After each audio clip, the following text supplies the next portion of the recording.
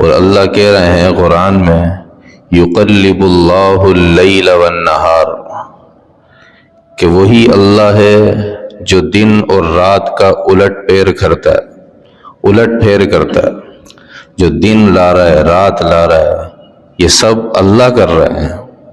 ان فی ذلک لعبرۃ لأولی الابصار، اور ان سب میں، دن اور رات کے الٹ پھیر میں، سردی اور گرمی کے آنے جانے میں، سورج کے نکلنے میں اور سورج کے غروب ہونے میں، پھر چاند کے نکلنے میں، ستاروں کے جھلملانے میں، ہواؤں کے چلنے میں، دریاؤں کے بہنے میں، پھلوں کے نکلنے میں، پھولوں کے کھلنے میں، ان سب کے اندر اللہ رب العزت اپنی نشانیاں بتا رہے ہیں، اور یہ فرما رہے ہیں ان فی ذالک لعبرۃ لأولی الابصار، اس سب کے اندر عبرت ہے، یعنی کہ نصیحت کا سامان موجود ہے۔ کس شخص کے لیے؟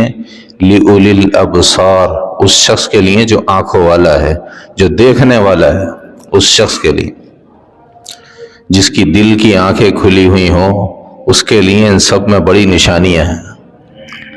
اللہ قرآن میں فرما رہے ہیں سورہ یاسین میں لَلشَّمْسُ يَنبَغِي لَهَا أَن تُدْرِكَ الْقَمَرَ وَلَا اللَّيْلُ سَابِقُ النَّهَارِ، فرمایا کہ سورج کی مجال نہیں ہے کہ وہ چاند کو جا پکڑے، سورج کی مجال نہیں ہے وہ کہ چاند کو پکڑ لے جا کے، سورج اور چاند ایک ساتھ آ جائیں، نہیں۔ وَلَا اللَّيْلُ سَابِقُ النَّهَارِ، اور نہ رات دن سے پہلے آ سکتی ہے۔ یہ پورا ایک نظام ہے جو کہ جکڑا ہوا ہے اور اللہ رب العزت کی مرضی اور حکم پر چل رہا ہے۔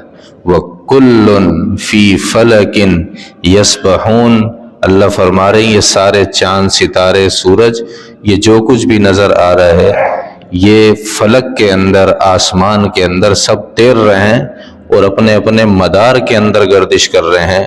سورج اپنے مدار سے باہر نہیں نکل سکتا، چاند اپنے مدار سے باہر نہیں نکل سکتا، جتنے بھی ستارے ہیں ان کا ایک مقام ہے، ایک جگہ ہے، اس جگہ سے وہ آگے پیچھے نہیں ہو سکتے۔ لَلشَّمْسُ يَنبَغِي لَهَا أَن تُدْرِكَ الْقَمَرَ، سورج کی مجال نہیں ہے کہ وہ چاند کو جا پکڑے۔ وَلَا اللَّيْلُ سَابِقُ النَّهَارِ، اور نہ رات دن سے پہلے آ سکتی ہے۔ وَكُلٌّ فِي فَلَكٍ يَسْبَحُونَ، اور یہ سورج، چاند، ستارے، یہ سب اپنے مدار کے اندر حرکت کر رہے ہیں۔ یہ فرمایا ان فی ذالک لعبرۃ لأولی الابصار، ان سب کے اندر، دن اور رات کے آنے جانے میں، سردی اور گرمی میں، بارشوں کے ہونے میں، دریاؤں کے بہنے میں، ہواؤں کے چلنے میں، سمندروں کے طغیانی میں آنے میں اور اس کے جوش مارنے میں، ان سب کے اندر فرمایا کہ ہماری نشانیاں ہیں اس شخص کے لیے جو کہ آنکھوں والا ہے، جو کہ اولی الابصار ہے، بصیرت والا ہے، جس کی دل کی آنکھیں کھلی ہوئی ہیں، جو اللہ کو پہچاننا چاہتا ہے، اس کے لیے ہم نے اس میں عبرت کا سامان رکھا ہے۔ ان فی خلق السماوات والارض، زمین اور آسمان کے پیدا کرنے میں، واختلاف اللیل والنہار، رات اور دن کے آنے جانے میں، لآیات لأولی الالباب، عقل مندوں کے لیے اللہ نے اس میں نشانیاں رکھی ہیں۔ سردی کے دن ہیں، میں نے جو حدیث آپ کے سامنے خطبے میں پڑھی، اس حدیث کا تعلق بھی سردی کے موسم سے ہی ہے۔ تو یہ سردی بھی آنا یہ اللہ رب العزت کی مرضی سے ہے، اور سائنسی کوئی بھی اس کی وجہ ہو، جو وجہ اللہ رب العزت نے، اللہ کے نبی نے حدیث میں بتائی ہے، اصل وجہ سردی کے آنے کی بھی وہی ہے اور گرمی کے آنے کی بھی وہی۔ سائنس جو بھی وجہ بتائے وہ اپنی جگہ ہے، لیکن اصل وجہ وہ ہے جو کہ ہمیں اللہ کے رسول بتا کے گئے ہیں۔ وہ وجہ کیا ہے؟ فرمایا کہ جہنم نے، آگ نے شکایت کی اپنے رب سے کہ یا اللہ میرے اندر میرا بعض حصہ بعض کو کھا رہا ہے۔ جہنم یہ شکایت کر رہی ہے کہ میرا بعض حصہ میرے بعض کو کھا رہا ہے، میں اندر سے کٹتی جا رہی ہوں، میں اندر سے ختم ہوتی جا رہی ہوں، یہ جہنم کہہ رہی ہے۔ صحیح حدیث ہے ترمذی میں، مسلم میں، فرمایا کہ جہنم نے اپنے رب سے یہ شکوہ کیا، یہ درخواست کی کہ میرا بعض حصہ بعض کو کھا رہا ہے، تو مجھے 2 سانسوں کی اجازت دے دیں، مجھے 2 سانس لینے دیں۔ اللہ رب العزت نے فَأَذِنَ لَهَا بِنَفْسَيْن، حدیث میں آیا کہ اللہ نے اس کو 2 سانسوں کی اجازت دی، ایک سردی کے اندر اور ایک گرمی کے اندر۔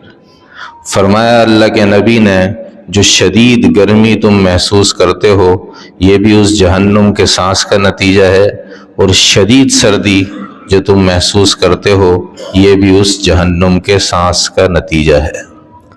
کیا مطلب ہے؟ جہنم نے سانس لیا، گرمی پڑ گئی، مطلب کیا ہے؟ مطلب اس کو مثال سے سمجھیں گے تو سمجھ میں آ جائے گا۔ ہمیں بھی نہیں سمجھ میں آ رہا تھا، ہمارے استاد نے بڑا جان کھپا کے ہمیں سمجھایا کہ اس کو سمجھ لو یہ ہے کیا۔ فرمایا کہ جس طرح پریشر کوکر ہوتا ہے نا، کوکر، اس کے اندر گرمی جمع ہوتی رہتی ہے، بھاپ جمع ہوتی رہتی ہے، دھواں جمع ہوتا رہتا ہے، پھر جب بہت زیادہ جمع ہو جاتا ہے تو اگر اس میں سے بھاپ نہ نکالی جائے تو وہ پھٹ جائے گا، ایسا ہی ہوتا ہے، وہ پھٹ جائے گا۔ پھر وہ جو کوکر ہے اس کے اوپر ایک چٹکی لگی ہوتی ہے، وہ خود اٹھتی ہے، تھوڑی سی بھاپ باہر نکالتی ہے، دوبارہ بن جاتی ہے۔ اگر یہ نہ ہوتا، یہ جو سلسلہ ہے یہ نہ ہوتا تو یہ کوکر پھٹ جاتا، نقصان کرتا، اور کئی مرتبہ ایسا ہوا کوکر کی چٹکی خراب ہو گئی اور وہ کوکر پھٹ گیا۔ چنانچہ جہنم کے اندر بھی ایسا ہی ہے کہ جہنم کے اندر بھاپ، دھواں اور یہ آگ جمع ہوتے اتنی ہو گئی کہ اگر اس کو سانس لینے کی، اس کو اپنا دھواں باہر نکالنے کی اجازت نہ دی جاتی تو یہ اندر ہی پھٹ جاتی۔ اسی لیے جہنم نے یہ اپنے رب سے شکوہ کیا کہ مجھے 2 سانس لینے کی اجازت دی جائے تاکہ میں اپنا جو گرمی ہے اس کو میں باہر نکال سکوں۔ چنانچہ اللہ نے اس کو 2 سانس لینے کی اجازت دی، ایک گرمی میں اور دوسرا سردی میں۔ سردی کا کیا مطلب ہے؟ جہنم میں سردی بھی ہے، ہاں جہنم کے اندر سردی بھی ہے۔ حضرت عبداللہ ابن عباس رضی اللہ عنہما فرماتے ہیں جہنم کا ایک درجہ ایسا ہے جس میں اللہ نے زمہریر کو رکھا ہے۔ زمہریر کہتے ہیں سخت جاڑے کے موسم کو، سخت سردی جو کہ بالکل برداشت سے باہر ہو جائے، جس کو انسان برداشت نہ کر سکے۔ حدیث میں آیا کہ یہ اتنی سردی ہے، اس جگہ پر اتنی سردی ہے کہ اس جگہ سے کوئی انسان اگر چلا جائے اس جگہ پر تو اس کی ہڈیاں گل جائیں گی اور گوشت گر جائے گا، گوشت گل کے گرنا شروع ہو جائے گا۔ جم جاتا ہے نا گوشت، کوئی چیز سخت ہو جاتی ہے تو پھر گر جاتی ہے۔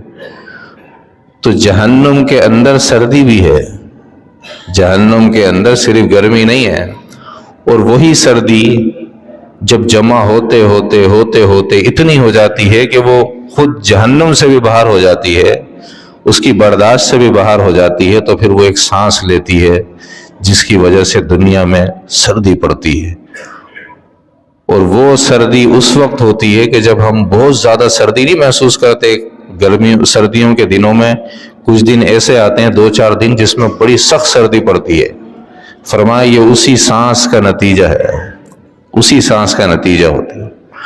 فرمایا حضرت عبداللہ ابن عباس رضی اللہ عنہما نے کہ جہنم کے اندر جو وہ درجہ ہے جس کے اندر سردی ہوتی ہے، یہ اتنا خطرناک ہے کہ اس میں جانے والے پناہ مانگتے ہیں اور اللہ سے یہ دعا کرتے ہیں یا اللہ ہمیں اس گرمی والے حصے میں بھیج دیا جائے، ہمیں آگ والے حصے میں بھیج دیا جائے۔ آپ اندازہ لگا سکتے ہیں کہ ہمیں اگر سردی لگے، موٹر سائیکل پر آ رہے ہوں تو کیسا دل کرتا ہے کہ بس فٹافٹ گھر پہنچے اور کمبل اوڑھ کے لیٹ جائیں۔ تو وہاں پر بھی ایسا ہی ہے۔ حدیث میں آیا کہ جس کو وہاں ڈالا جائے گا وہ یہ خواہش کرے گا کہ مجھے آگ والی جہنم کے اندر پہنچا دیا جائے، اور وہ اپنے رب سے درخواست کرے گا کہ یا اللہ یہاں سے تو نکال، مجھے وہاں ڈال دے، مجھے گرمی کے اندر ڈال دے، یہاں بہت سردی ہو رہی ہے۔ تو اس سے یہ بات پتہ لگ رہی ہے کہ جہنم کے اندر صرف گرمی نہیں ہے، صرف سردی نہیں ہے، بلکہ دونوں قسم کے عذاب ہیں۔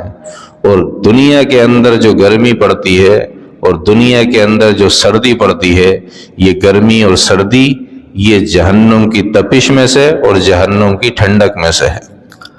اور صرف گرمی اور سردی نہیں بلکہ حدیث میں آیا، غالباً صحیح بخاری کی حدیث ہے، فرمایا الظلم ظلمات یوم القیامہ، ظلم قیامت کے روز اندھیروں کی صورت میں ہوگا۔ قیامت کے روز عذاب جو دیا جائے گا وہ اندھیروں کی صورت میں دیا جائے گا۔ اس سے معلوم یہ ہو رہا ہے کہ جہنم کے اندر سردی اور گرمی کے علاوہ اندھیرا بھی ہے، یعنی جب عذاب ہو رہا ہوگا تو اس وقت پتہ نہیں لگ رہا ہوگا ہمارے ساتھ ہو کیا رہا ہے۔ الظلم ظلمات یوم القیامہ، قیامت کے روز جو عذاب دیا جائے گا وہ اندھیروں کی صورت میں دیا جائے گا۔ پتہ نہیں لگ رہا ہوگا کہاں سے کیڑا آ رہا ہے، کہاں سے سانپ آ رہا ہے، کہاں سے بچھو آ کے ڈس رہا ہے، کہاں سے آگ آ رہی ہے۔ سوال یہ پیدا ہوتا ہے کہ جب جہنم کے اندر آگ ہے تو آگ سے تو روشنی ہوتی ہے نا، آگ جلتی ہے تو روشنی ہوتی ہے، بلکہ پہلے زمانے میں تو آگ ہی سے روشنی حاصل کی جاتی تھی۔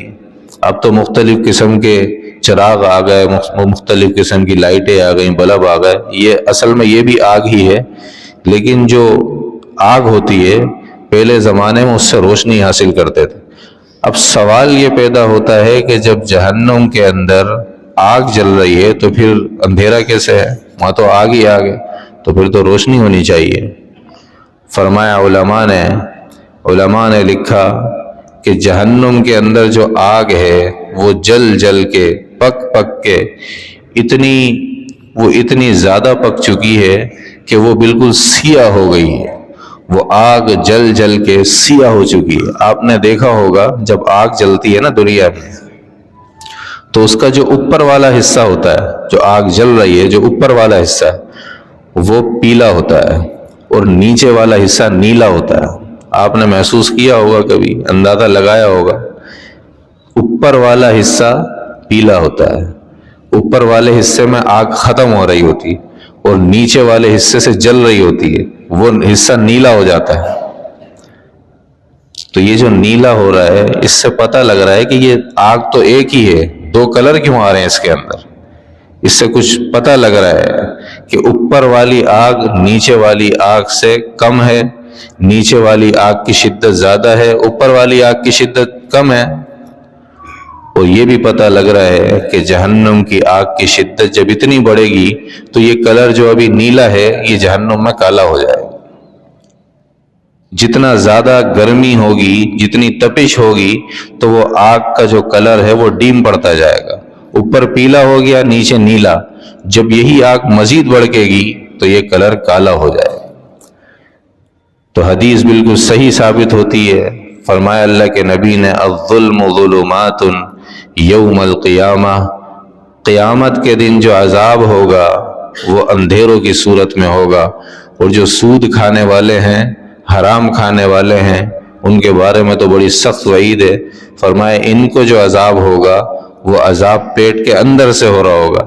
سود کھانے والے کے پیٹ کے اندر کیڑے ہوں گے، پیٹ کے اندر سانپ ہوں گے، وہ اندر سے ڈس رہے ہوں گے، کچھ کر ہی نہیں سکتا۔ باہر والے کو تو پھر بھی ہم روک سکتے ہیں نا، ہاتھ سے پکڑ لیا، کچھ بچ گئے، اگرچہ جہنم میں تو یہ بھی ممکن نہیں ہے، لیکن پھر بھی جو باہر سے آ رہا ہوتا ہے نظر آتا ہے بھئی اب یہ حملہ ہوگا، ابھی اس کو مجھے برداشت کرنا ہے، اس کو روکنا ہے۔ جو اندر سے ہو رہا ہے اس کا تو پتہ ہی نہیں ہے کہ اندر کیا ہو رہا ہے۔ پیٹ میں درد ہوتا ہے، کتنی تکلیف میں ہوتا ہے انسان، اسی لیے پیٹ کے درد کے اندر جو تکلیف کے اندر مر جائے تو اس کو شہید کہا ہے نا۔ شہید اسی لیے کہا ہے کہ اس کی سختی زیادہ ہے، وہ بہت تکلیف میں مر رہا ہے، اس کی سختی زیادہ ہے، اس کے سارے اللہ نے گناہ معاف کر دیے، اس کو اللہ نے شہادت کا درجہ دیا ہے۔ تو جہنم کے اندر جو سود کھانے والے ہیں، فرمایا ان کو جہنم کے اندر، ان کے اندر کے اندر اللہ نے سانپ چھوڑ دیے ہوں گے، وہ اندر سے ان کو ڈس رہے ہوں گے۔ سردیوں کا زمانہ آتا ہے تو بہت سے لوگ جن کو سردیاں پسند نہیں ہوتی وہ شکوے کرتے ہیں کہ پتہ نہیں کہاں سے ہر سال سردیاں آ جاتی ہیں۔ ہونا تو یہ چاہیے کہ وہ ان سردیوں کے دنوں کو غنیمت سمجھے۔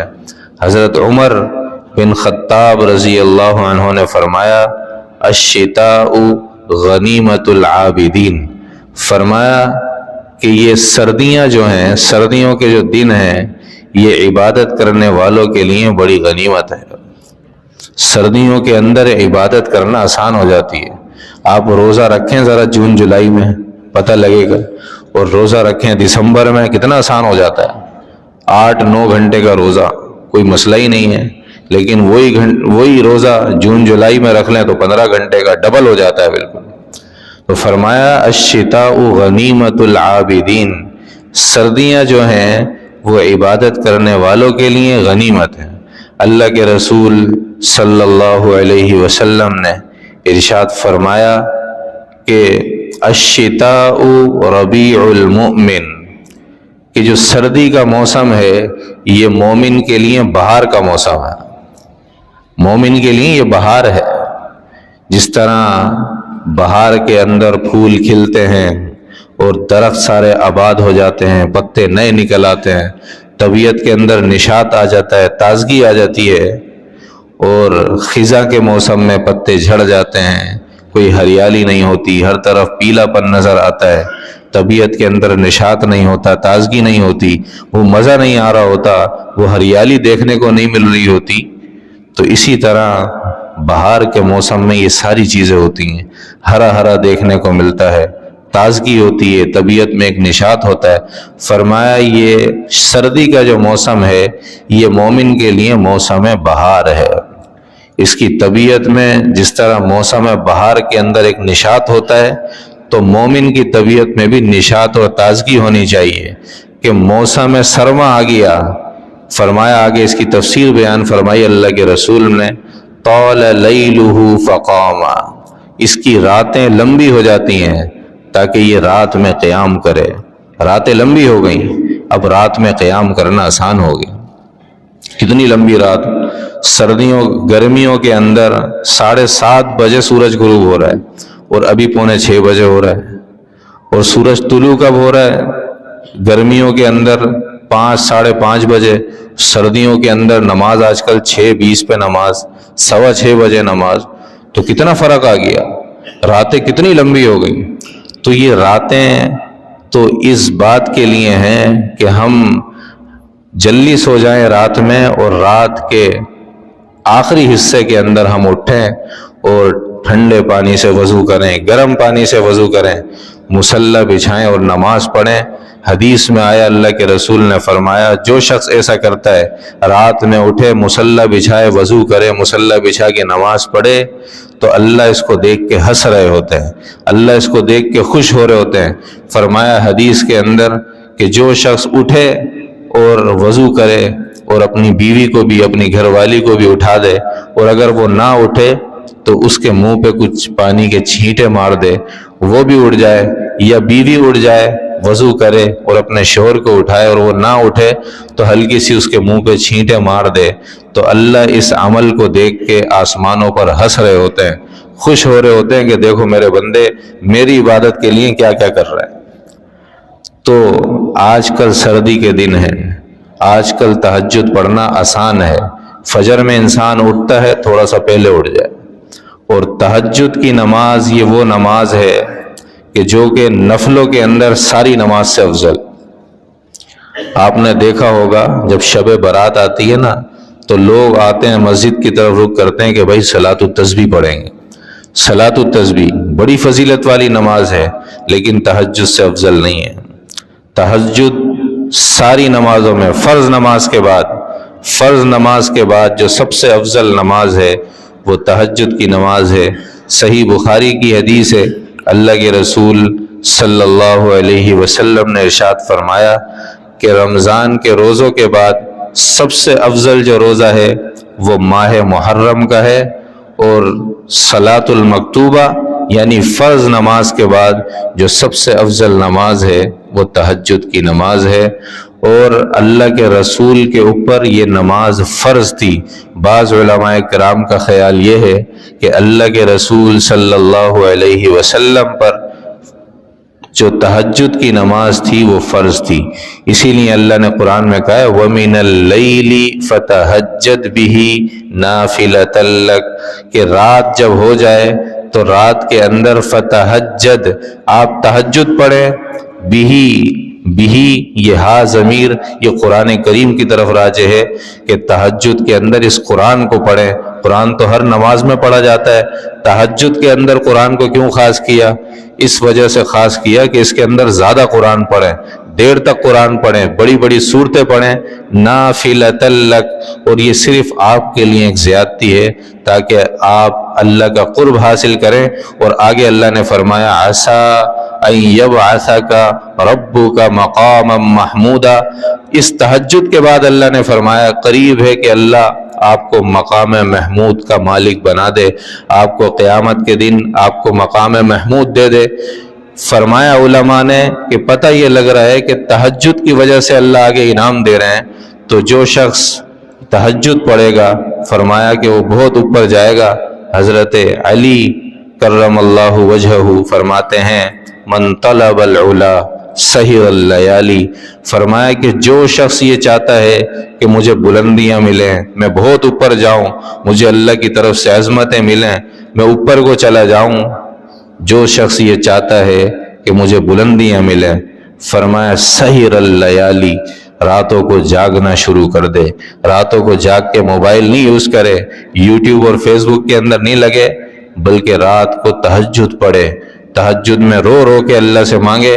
صحیح حدیث سے فرمایا اللہ کے رسول نے جب رات کا 2/3 حصہ گزر جاتا ہے، اللہ رب العزت آسمان دنیا پہ آ جاتے ہیں اور آ کے اعلان کرتے ہیں ہے کوئی مجھ سے مانگنے والا، کوئی مغفرت طلب کرنے والا، مجھ سے مغفرت مانگ لے میں اس کو معاف کر دوں گا، ہے کوئی اپنے گناہوں سے توبہ کرنے والا، مجھ سے گناہوں سے توبہ کر لے میں اس کو معاف کر دوں گا، ہے کوئی سوال کرنے والا، کوئی مجھ سے سوال کر لے میں اس کے سوال کو پورا کر دوں گا۔ اللہ رب العزت سردیوں کے دنوں کی قدر کرنے کی توفیق عطا فرمائے اور سردیوں کی راتوں کو تہجد کے ذریعے سے، قیام کے ذریعے سے، سجدوں کے ذریعے سے زندہ کرنے کی توفیق عطا فرمائے، اور سردیوں کے دن چونکہ چھوٹے ہیں ان دنوں میں روزہ رکھنے کی توفیق عطا فرمائے۔ وآخر دعوانا الحمد للہ رب العالمین۔